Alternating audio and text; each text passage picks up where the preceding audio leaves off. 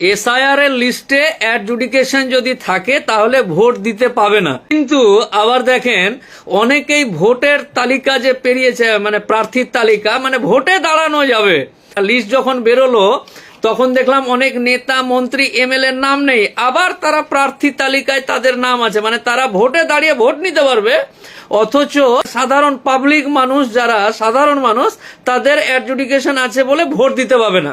এরকম বিভিন্ন রকম প্রশ্ন বা সোশ্যাল মিডিয়ায় ঘোরাঘুরি করছে। কথাটা যদিও সত্য, কিন্তু ঘোরাঘুরি করছে। আজকেই আর কিছুক্ষণের মধ্যে এসআইআর এর প্রথম সাপ্লিমেন্টারি লিস্ট যেটা আছে সেটা বেরোবে।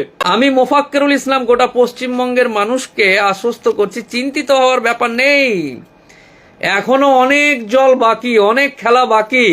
নির্বাচন কমিশন যে সমস্ত লিস্ট অসড়া খসড়া, প্রথম, ফাইনাল, সাপ্লিমেন্টারি, যত রকম এলেন্ট্রি পেলেন্ট্রি আছে বের করছে, করুক।